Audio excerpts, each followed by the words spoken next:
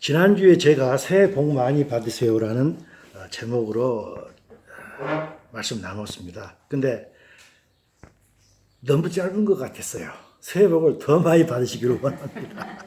근데 부제로는 참 어찌 보면 이상한 부제입니다. 매일 가지치기를 당하는 그런 축복의 새해가 되기를 원합니다. 가지치기를 당하는 축복의 새해를 하겠습니다. 참 어찌 보면 이상한 말씀이 될 수도 있겠는데 이 말씀으로 은혜를 받기를 원합니다. 우리가 다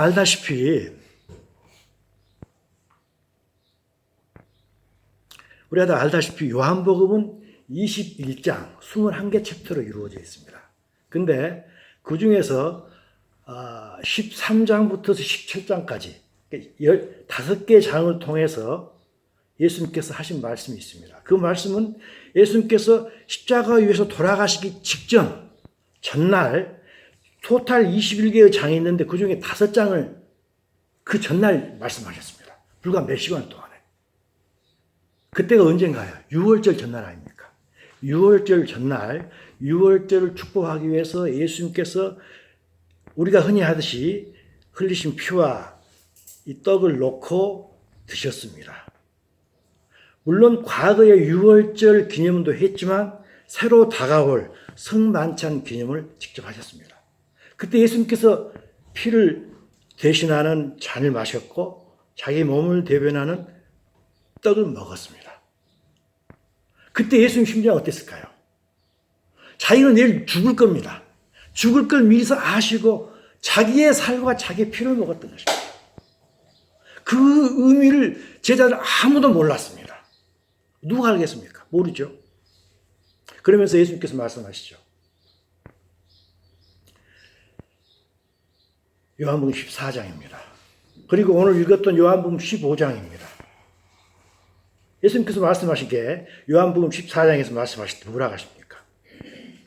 너희는 마음에 근심하지 말라고 합니다. 하나님을 믿으니 또 나를 믿으라. 무슨 말이냐면 앞으로 내가 어떤 말을 하겠는데 이 말을 믿으라는 겁니다. 내가 빈말이 하는 게 아니고 너희들 위로 차원에서 하는 말이 아니다. 너희들이 하나님을 믿듯이 내가 하는 말을 믿어라 하시면서 그 다음 말을 이어가십니다. 내가 가서 너희를 위하여 거처를 예비하면 다시 와서 너희를 내게로 영접하여 나 있는 곳에 너희도 있게 하리라. 나 있는 곳이 어딘가요? 아버지 계셨던 하나님 나라입니다. 나는 내일 죽어서 물론 부활하시죠. 부활하셨다가 하나님 나라 갈 거다. 그럼 다시 와서 너희를 내가 지금껏 3년 반 동안 예수님께서 하신 말씀 딱 한 가지였잖아요. 핵심은 한 가지였습니다. 하나님 나라였죠. 그 하나님 나라를 위해서 예수님께서 이 땅에 오신 거 아니겠습니까? 그래서 내가 너희를 다시 하나님 나라로 데려가겠다. 라는 말씀하시면서 이 말은 꼭 믿으라고 하는 겁니다. 절대 빈말이 아니다. 나는 분명히 죽을 것인데 죽어 없어지더라도 너희들 전혀 걱정하지 마라. 마음에 근심하지 말라고 하실 것입니다. 이 제자들에게 얼마나 위로가 됐을까요? 처음에는 몰랐을 겁니다. 이 말씀 들을 때는 아마 이해를 못했을 거예요. 그런데 예수님 돌아가시고 나서 부활하시고 나서 그때 생각하니까 예수님 이제 언니가 다시 오시겠다 하면서 커다란 위로가 됐을 것입니다. 우리 역시 어떤 소망으로 살아가고 있습니까? 하나님 나라에 대한 소망이죠. 예수님께서 다시 오셔가지고 우리를 데려갈 그 소망으로 살아가고 있지 않습니까? 물론 저희들 이 땅에서 살아가고 있지만 이 땅에서 얼마나 많은 기도를 합니까? 이거 해달라 저거 해달라. 물론 기도를 할 수밖에 없죠. 인간이니까. 하지만 마지막 소망은 그거 아니겠습니까? 여러분은 어떻습니까? 저는 그 소망으로 살고 있습니다. 담대하게 말씀할 수 있는 것, 그 소망으로 살고 있습니다. 그러면서 사도 바울이 데살로니가 후서를 통해서 똑같은 말씀하십니다. 그날에 예수님 오실 때입니다. 그가 강림하사 이 땅에 내려오셔가지고 그의 모든 성도들에게서 영광을 받으시고 예수님께서 초림하실 때는 정말 너무 초라한 모습으로 오셨지만 강림하실 때는 왕의 모습으로 오십니다. 그래서 영광을 받으십니다.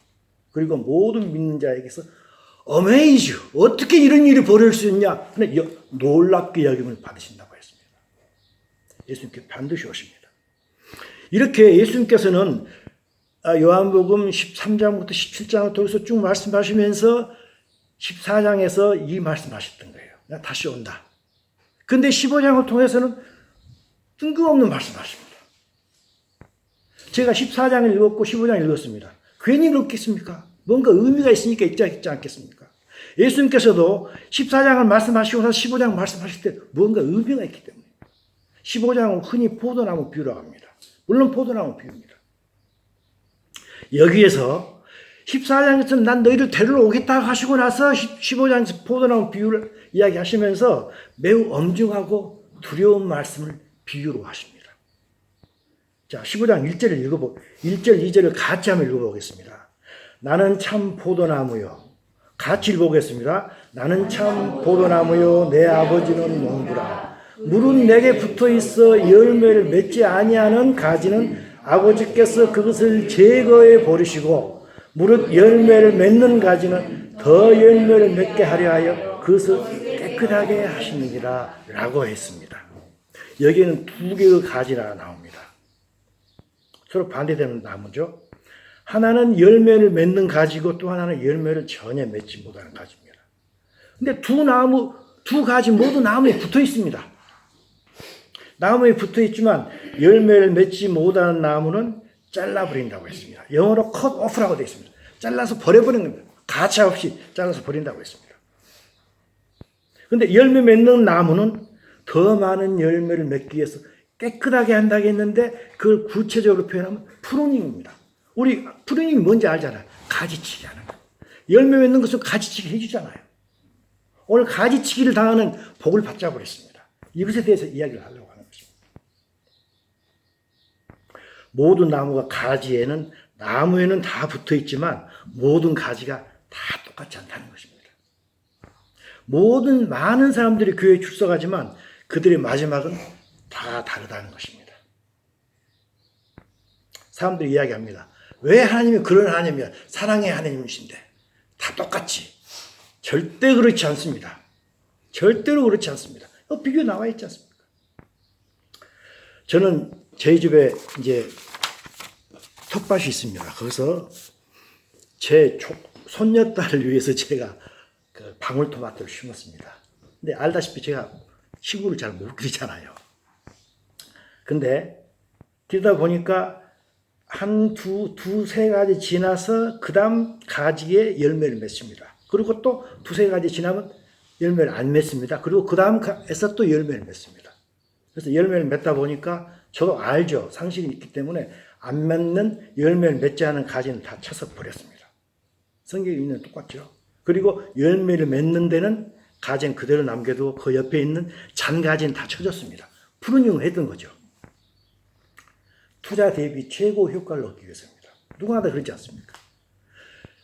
저 같은 인간도, 이 못난 인간도 그런 걸 하는데 하나님께서 지혜가 많으신 분이 물론은 처음에 참으시겠죠. 계속 참고 계시다가 열매를 맺지 않을 때는 제가 가지를 버렸듯이 다 가지를 쳐버린다고 했습니다. 그렇다면 점차 본론으로 가겠습니다. 제자들을 하나님 나라에 데려가겠다고 14장에서 말씀하신 하나님께서 왜 포도나무 비유를 들었을까요? 결코 다 데려가지는 않는다는 걸 비유로 하신 말씀입니다. 그렇죠? 거기 이 일을 달 사람은 아무도 없다고 생각합니다. 결코 다 데려가지는 않는다는 것입니다. 포도나무가 열매를 맺기 위해서는 가지에 반드시 붙어야 됩니다. 아주 상식입니다. 그리스도인도 열매를 맺기 위해서는 그리스도에 붙어 있어야 됩니다. 지금까지 다 이해가 되셨으리라고 생각합니다. 그런데 예수님께서는 여기서 한 발짝 더 나가는 것입니다. 붙어만 있는 게 아니라 안에 있어야 한다는 것입니다. 안에 있어야 한다는 것입니다. 요즘 교회에 꼭 필요한 말씀이라고 생각합니다. 붙어만 있는 게 아니라 안에 있어야 된다는 것입니다. 요한복음 15장 5절입니다. 나는 포도나무요 너희는 가지라. 그가 내 안에, 그는 우리를 이야기합니다. 우리가 예수 그리스도 안에, 또 내는 예수님을 이야기합니다. 내가 너희 안에 거하면 사람이 열매를 많이 맺나니 나를 떠나서는 너희가 아무것도 할 수 없다 했습니다. 이 말은 쉬운 말 같아요. 나는 포도나무인데 너희가 내 안에, 내가 너희 안에 거하면 열매를 많이 맺는다. 당연한 이야기죠. 그런데 사실은 구체적으로 생각하면 이 말씀은 참 어려운 말씀입니다.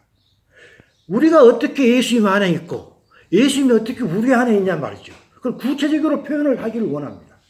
참 어려운 말씀입니다. 먼저 예수님께서 그가 내 안에 있으면 우리가 예수 그리스도 안에 있는 걸 이야기합니다. 어떻게 할 때 우리가 예수 그리스도 안에 있을까요? 그것은 요한복음을 지으신 사도 요한이 또 다른 책을 지었지 않습니까? 요한 1서입니다. 요한 1서 2장 5절에 가면 그 답이 나와 있습니다. 정확하게 나와 있습니다. 보시겠습니다. 누구든지 그의 말씀을, 근데 여기는 말씀이 헬라어 성경 로고스로 되어 있습니다. 이거를 좀 구분해 주시기 바랍니다. 로고스의 말씀을 지키는 자는 하나님의 사랑이 참으로 그 속에서 온전하게 되었노니 이로써 우리가 그의 안에 있는 줄 안다고 했습니다. 누가 예수 그리스도의 안에 있는 자인가? 그의 말씀, 로고스의 말씀을 지키는 자라고 했습니다. 로고스의 말씀은 무엇인가요? 로고스의 말씀은 좀 이따 설명하겠지만 전혀 변치 않는 로고스의 성경입니다. 로고스의 말씀, 성경의 말씀을 듣고 읽고 지키는 자가 이로써 우리가 그 예수님 안에 있는 줄 안다는 것입니다. 틀린 이야기인가요? 맞죠? 저는 성경에 있는 말씀 그대로 이야기했습니다. 어떻습니까? 우리 모두는 예수님 안에 있기를 원하는데 실제로 있나요? 저는 그걸 말씀하고 싶어요. 성경에 있는 그 말씀, 요한 1서 2장 5장의 이 말씀처럼 로고스의 말씀, 성경의 말씀입니다. 말씀 속에서 우리가 읽고 듣고 지키려고 노력하고 있습니까? 우리 모두 그러려고 생각합니다. 우리 모두는 예수 그리스도의 안에 있기를 원합니다. 로고스의 말씀을 듣고 읽고 지키기를 원하고 있습니다. 두 번째입니다. 예수님께서 그 다음에는 아까 그랬죠. 우리가 예수님 안에, 그 다음에 예수님이 너희 안에 거한다고 했습니다. 그런데 예수님이 우리 안에 어떻게 거할까요? 그것은 제가 요한복음 15장 4절하고 15장 7절을 대비해서 동시에 올려놨습니다. 제가 읽어보겠습니다. 요한복음 15장 4절입니다. 내 안에 거하라. 그리고 내 안에 거하란 말이 명령입니다. 그리고 영어로 보면 and가 되어 있습니다. 그러면 명령 플러스 and는 뭐뭐 하라 그리하면이라는 뜻이죠. 그렇죠? 그래서 내 안에 거하라. 한글 성경에는 그리하면이라는 말이 빠졌습니다. 내가 집어넣습니다. 내 안에 거하라. 그리하면 나도 너희 안에 거한다고 했습니다. 나도 너희 안에 거한다. 무슨 말일까요?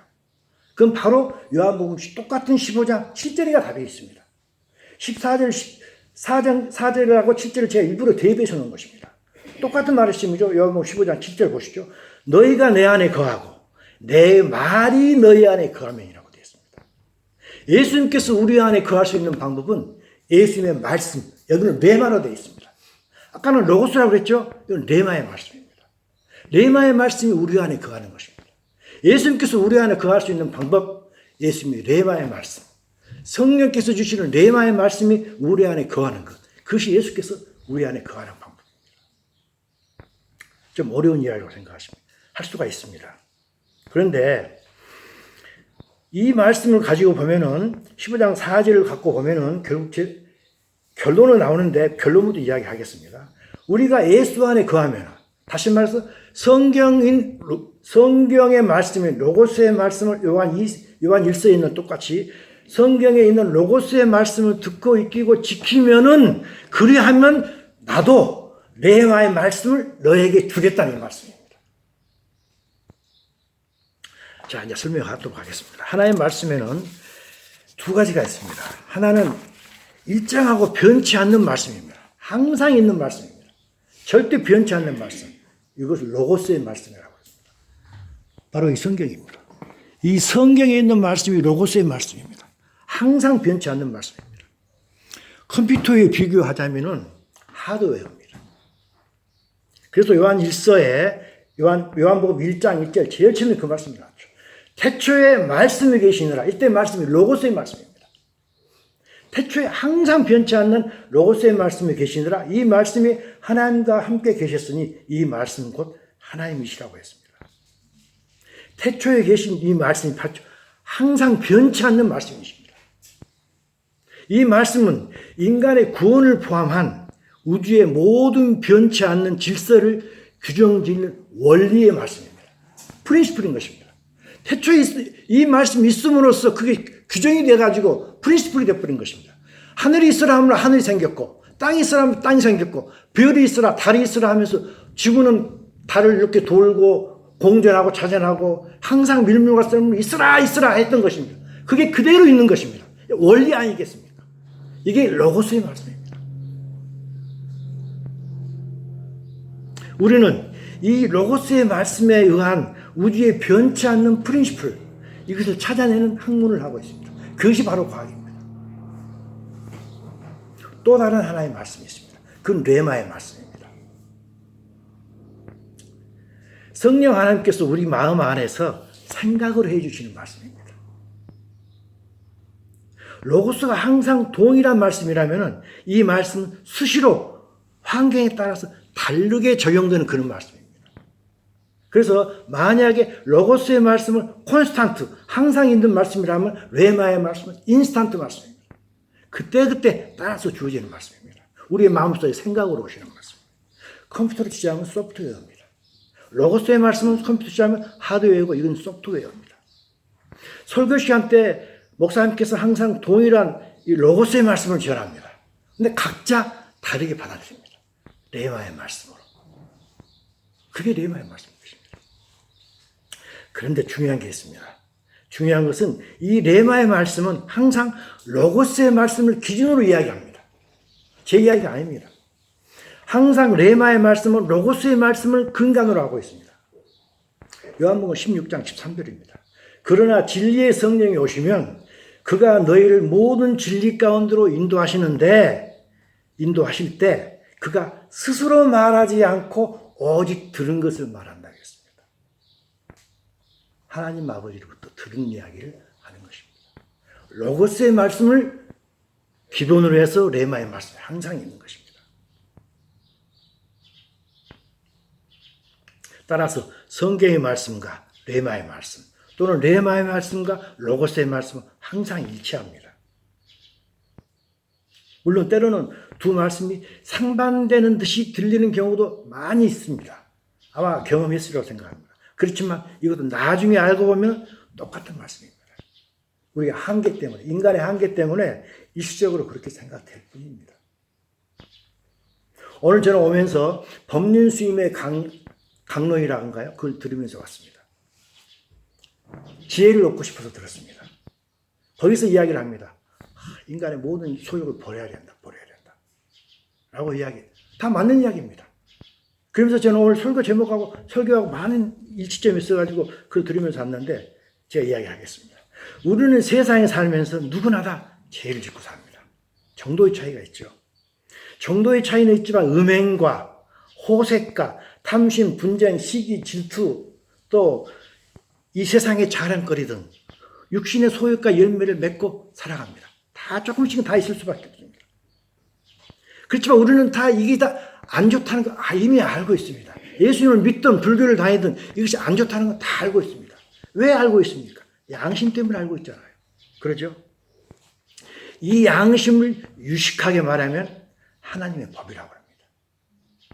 하나님의 법은 다 떠나 있지만 가장 밑에 남아있는 그 하나님의 법, 양심입니다. 우리는 그것 때문에 죄를 가능하면 짓지 않으려고 하며 살아갑니다. 그렇다고 해서 우리가 죄를 안 짓습니까? 항상 죄를 지을 수밖에 없어. 근데 이 육신의 소욕의 열매를 맺지 않는 게 우리 인간의 노력과 인간의 하나님께 주신 양심으로 가능한가요? 성경은 절대 불가능하다고 이야기합니다. 왜 그렇습니까? 이 육신의 소욕에는 내가 아닌 사탄이, 그 거대한 사탄이 이미 사로잡고 있기 때문입니다. 그래서 사도 바울이 유명한 고백을 했죠. 7장, 로마서 7장 22절, 24절입니다. 내가 읽겠습니다. 내 속사람으로는 하나님 법을 즐거워하되, 하나님 법이 양심입니다. 양심을 따르고 싶다는 거예요. 하나님 법을 즐거워하지만 내 지체 속에서 다른 한 법이 있다 이거죠. 다른 한 법은 뭔가요? 죄를 짓고자 하는 것. 육신의 소욕이 있다는 것입니다. 그것이 내 마음의 법, 다시 말해서 하나님의 법 또는 양심, 그것과 싸워서 계속 싸웁니다. 싸우는데 누가 이깁니까? 결국 내 지체 속에 있는 죄의 법이 나를 사로잡습니다. 육신의 소욕이 결국 나를 사로잡는 것이죠. 내 양심이 항상 집니다. 많은 경우에 그렇습니다. 그러면서 사도 바울이 이야기하죠. 오라, 나는 공고한 사람이다. 이 사망의 몸에서 누가 나를 건져낼까? 내가 아무리 죄를 짓지 않으려고 해도 결국에는 죄를 짓고 마는구나 하고 사도 바울이 이야기를 하고 있습니다. 그렇다면 불교에서는 뭐라고 합니까? 육신의 소욕 다 비우면 된다고 합니다. 비우는 게 고행이라고 합니다. 그래서 잘 비운 사람이 해탈했다고 하는 거죠. 근데 성경은 뭐라고 합니까? 비울 수 없다고 이야기하잖아요. 육신의 소욕은 할 수 없다라고 이야기했어요. 사도 바울이 이야기했잖아요. 뭘로 버릴 수가 있는가? 뭘로 안 할 수가 있는가? 바로 로마서 7장 22절 24절에서 사도 바울이 이렇게 나는 공고한 사람이다. 누가 나를 사망의 몸에서 나를 건져낼까? 한탄을 하면서 바로 8장 1절에 가서 이야기를 합니다. 아, 나에게는 성령이 있구나. 성령의 법이, 생명의 성령의 법이 죄와 사망의 법에서 너를 해방했다 합니다. 우리 육신의 소욕을 버리려는 게 아니라 그것도 해방이 된다 이게 우리는. 그것도 해방이 되는 것입니다. 그것이 자연히 빠져나가는 것입니다. 무엇에 의해서? 성령에 의해서입니다.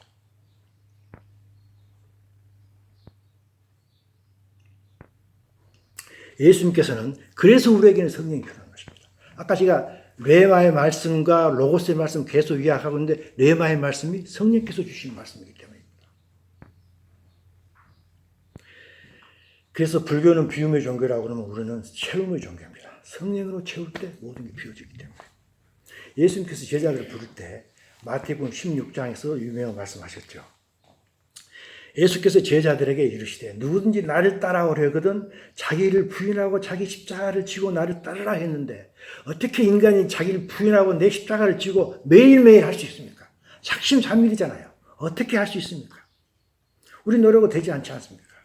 아까 사도 바울의 고백하고 똑같은 겁니다. 오직 레마의 말씀이 성령이 우리 속에 충만할 때뿐입니다. 그래서 사도 요한이 포도나무 비유 15장 7절을 이야기했던 것입니다. 너희가 내 안에 거하고 우리가 로고스의 말씀을 읽음으로써 예수 그리스도 안에 거할 때 그리고 그로 말미암아 예수님께서 우리 안에 거하는 레마의 말씀이 우리 안에 거할 때 너희는 무엇인지 원하는 대로 구하라고 했습니다. 네가 십자가에서 너를 죽이고 싶느냐? 네 그걸 원하느냐? 그걸 구하느냐? 방법도 다른 것이 없다. 말씀을 열심히 읽고 듣고 묵상하고 그러고 나면 성령께서 이것을 우리 속에 들어와서 다시 한번 일상생활 할 때 다시 계속해서 찔러줍니다. 계속 가지치기를 하는 것입니다. 우리 유태열 집사님 말씀하셨죠. 매는 나 두드러 맞는다고 가지치기 한다고 했습니다. 그게 가지치기입니다. 성령께서 주시는 말씀이십니다. 이미 깨끗하기 때문에 열매를 맺기 있기 때문에 열매를 더 많이 맺으라고 계속해서 우리를 가지치게 해주시는 것입니다. 성령께서 그러겠습니다.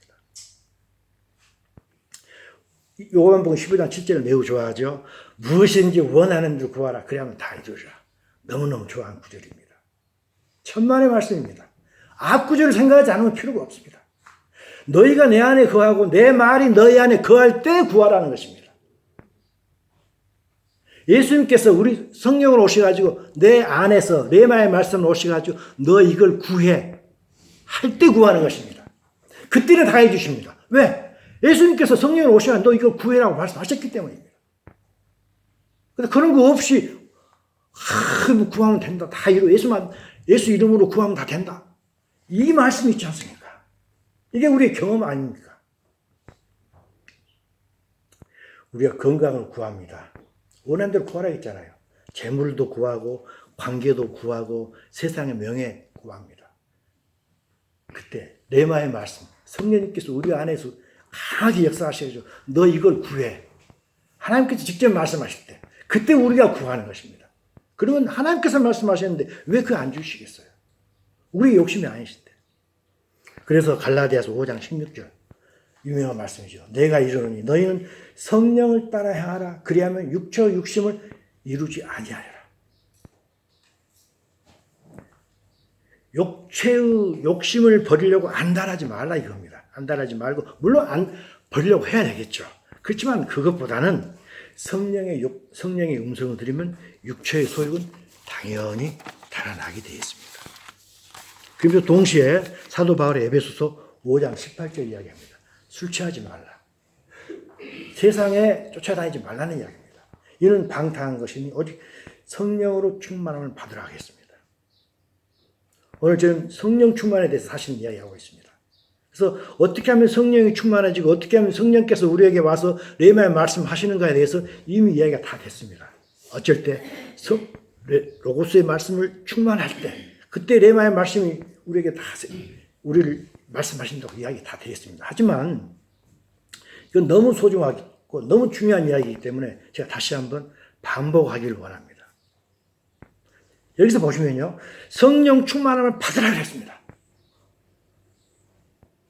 영어 성경으로는 be filled with Holy Spirit 그랬습니다. 성령 충만한 상태로 있으라 그 이야기입니다. 근데 받으라고 했어요. 그러니까 많은 목회자들이 성령 충만 받으라! 자기가 주는 것 같이 이야기합니다. 그러죠? 성령 충만 받으라! 내가 주는 것 같이. 성령 충만을 목회자가 줍니까? 아니잖아요. 성경이 해석이 약간 잘못되어 있습니다. 성령 충만함으로 유지하라는 것인데 성령 충만 받으라! 목회자가 주는 것 같이. 잘못되어 있습니다. 자, 성령 충만을 받기 위해서는 성령이 충만하기 위해서 어떻게 해야 될까요?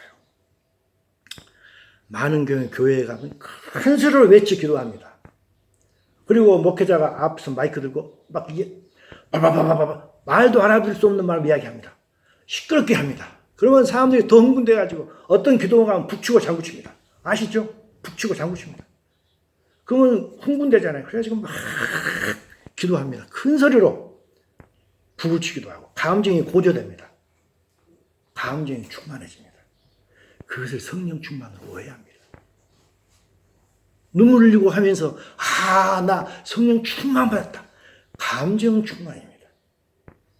성경하고 전혀 관계없는 이야기입니다. 요즘에 미국 선거를 보면은 지금 워싱턴 DC에 있는 수환풀을 제거한다. 트럼프가 이야기했지 않습니까? 그 썩어 빠진 늪을 워싱턴 DC에 있는 정책에 다 제거한다고 했습니다. 저는 그것만이 아니라고 생각합니다. 만약에 트럼프가 그 워싱턴 DC에 있는 수환풀을 제거한다면 우리 그리스도교에도 너무 큰 수환풀가 있습니다. 그것은 하나님만이 제거하실 것입니다. 자, 그렇다면 성령 충만을 어떻게 우리 해야 될까요? 어떻게 하면 성령 충만을 받을 수 있을까요? 성령 충만 주시옵소서 한다고 될까요? 성경이 말했지 않습니까? 요한복음 15장 4절입니다. 다시 한번 봅니다. 내 안에 거하라. 그러하면 나도 너희 안에 거한다 했습니다.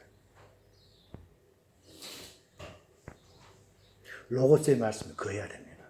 로고스의 말씀에 거하면 당연히 우리는 성령 충만이 됩니다.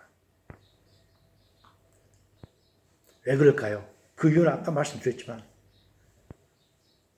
성령의 로고스의 말씀은 성령의 레마의 말씀은 로고스의 말씀에 기초를 하기 때문입니다.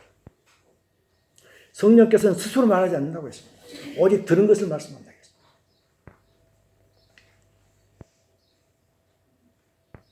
성령께서 오셔가지고 하는 일이 여러 가지가 있습니다. 몇 가지만 들어보시면요. 요한복음 14장 26절 보혜사 곧 아버지께서 내 이름으로 보내실 성령 그가 너희에게 와서 무슨 일을 해주는가? 모든 것을 가르친다고 했습니다. 우리가 성경을 읽을 때 성경이 해석이 안 됩니다. 성령께서 가르쳐 주십니다.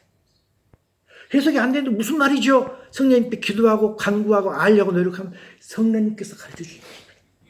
너희에게 말한 모든 걸 또 생각나게 하십니다. 우리 일상생활 할 때 성경에서 로고스의 말씀 봤던 것이 생각나게 하십니다. 성경 어려운 구절 풀이를 해주신 것입니다. 그것뿐이 아닙니다.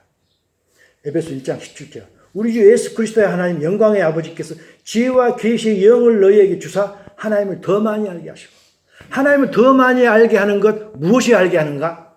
물론 1차적으로는 로고스의 말씀이겠지만 여기서는 계시 영인 것입니다. 로고스의 말씀을 읽고 났을 때 그 말씀을 계시의 영이 오셔가지고 우리에게 풀이를 해주신 것입니다. 그러므로 우리는 하나님을 더 많이 알게 되는 것입니다. 그래서 우리가 성령님께서는 우리가 성경에서 읽은 로고스의 말씀을 생각나게 해주시고 그 말씀을 깨닫게 해주시고 그리고 또 하나님을 더 많이 알게 해주십니다. 그러면 우리는 어떻게 됩니까? 하나님을 더 많이 알게 되고 진리를 더 많이 깨닫게 되고 그러면 기뻐집니다. 성경 더 읽게 됩니다. 성경 더 읽으면 더 충만하게 됩니다. 선순환이 계속되는 것입니다. 선순환이 계속되게 됩니다. 다 경험이 있으리라고 생각합니다. 이 말씀이 요한복음 4장 14절에 있는 말씀입니다. 요한복음 4장은 수가성 사마리아 여인과 예수님께서 대화했던 그 이야기죠. 내가 주는 물을 마시는 자는 영원히 목마르지 아니하리니 왜 그러냐 하면 내가 주는 물은 그 속에서 영생하도록 솟아나는 샘물이 된다고 했습니다. 내가 주는 물은 이만큼인데 나중에는 샘물이 된다고 했던 것입니다. 물하고 샘물하고 다르잖아요. 물은 이만큼인데 내가 주는 물은 이만큼인데 나중에는 그것이 계속 반복이 돼서 증폭이 돼야 샘물이 된다는 것입니다. 이런 마치 펌프물에 마중물하고 똑같습니다. 우리가 펌프질 할 때 마중물을 조금 집어넣잖아요. 그럼 그걸로 인해서 나중에 물이 콸콸 쏟아지지 않습니까?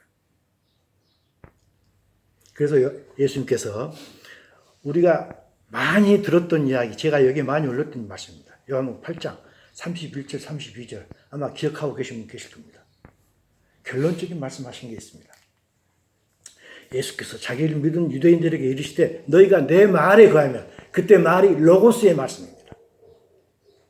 헬라어로 로고스로 되어 있습니다. 저는 헬라어 성경, 헬라어 모릅니다. 다 잊어버렸습니다. 배웠지만 다 잊어버렸거든요. 하지만 중요한 구절은 반드시 헬라어 성경을 찾아봅니다. 로고스로 되어 있습니다. 너희가 로고스의 말씀에 거하면 내 제자가 되고 진리를 안나겠습니다. 왜? 그 다음에 레마의 말씀이 당연히 따라오기 때문입니다. 그래서 진리를 알지 진리가 우리를 자유롭게 한다는 것입니다.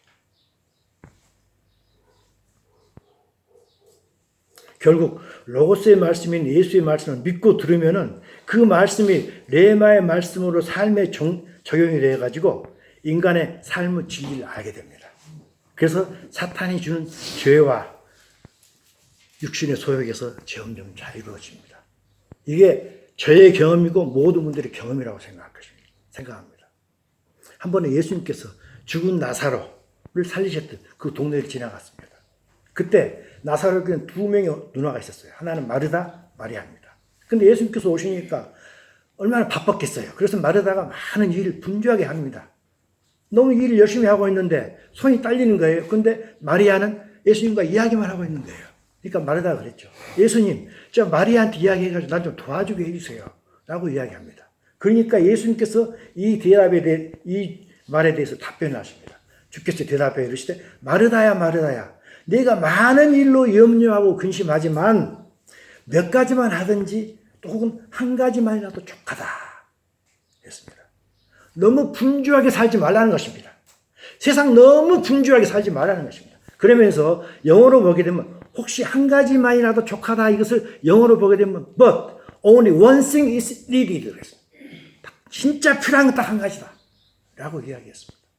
마리아는 이 좋은 표현을 택했다. 이 좋은 표현이 뭔가요? 딱 한 가지 필요한 게 뭔가요? 말씀을 듣는 것입니다. 말씀을 듣는 것입니다. 좋은 것. 말씀을 듣고 예수님과 교제하고 기도하는 그것입니다. 일상생활 바쁘시죠? 저도 바쁩니다. 저도 여러분 못지않게 바쁩니다. 정말 저도 바쁩니다. 하지만 성령 충만을 진짜 원하신다면 내가 정말 성령 충만해지고 싶다는 걸 원하신다면 1차적으로 먼저 있어야 될 것은 답이 나왔잖아요.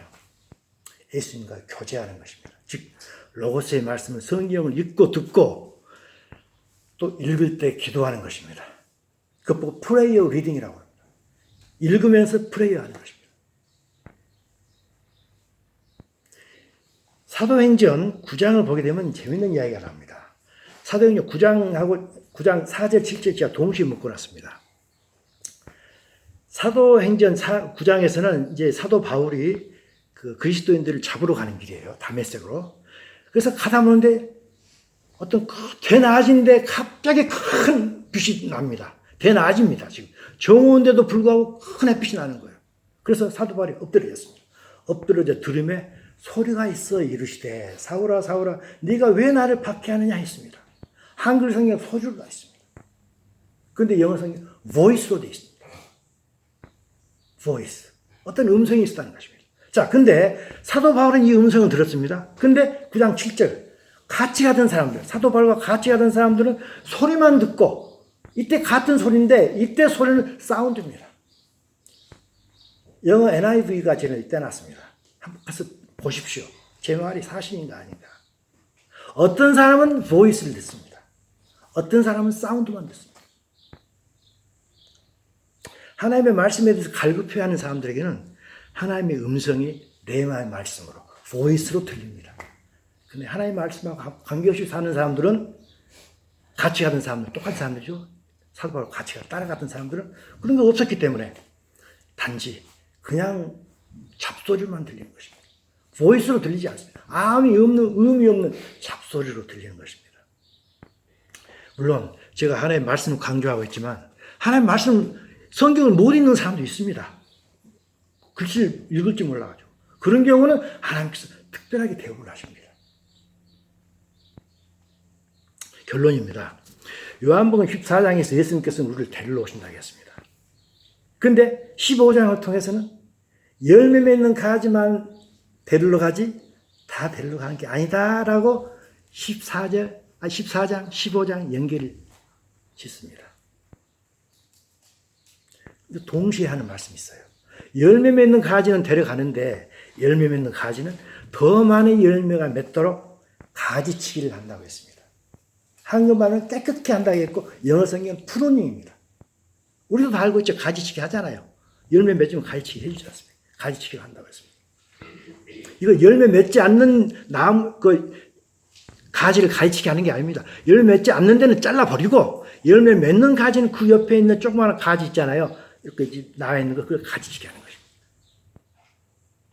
2021년 새해 특별한 영적인 복, 가지치기를 당하는 복을 받기를 원합니다.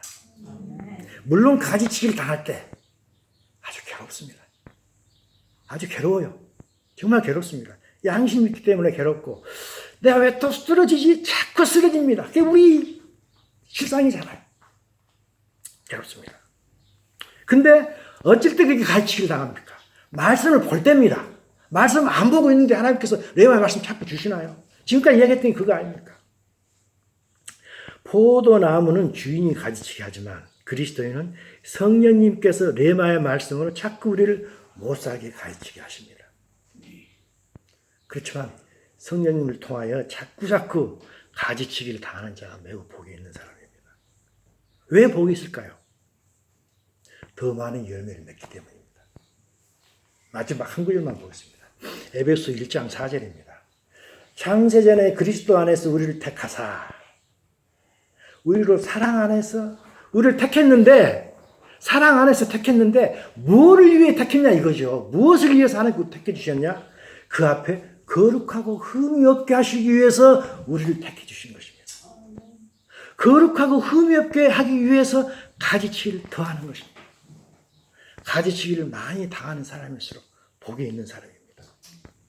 그래서 로고스의 말씀이 충만함으로 말미암아 자연히 뒤따라오는 성령 충만으로 충만한 한 해가 되기를 바랍니다. 아멘. 더 많은 가지치기를 당해서 더 많은 애통함이 있기를 바랍니다. 아멘.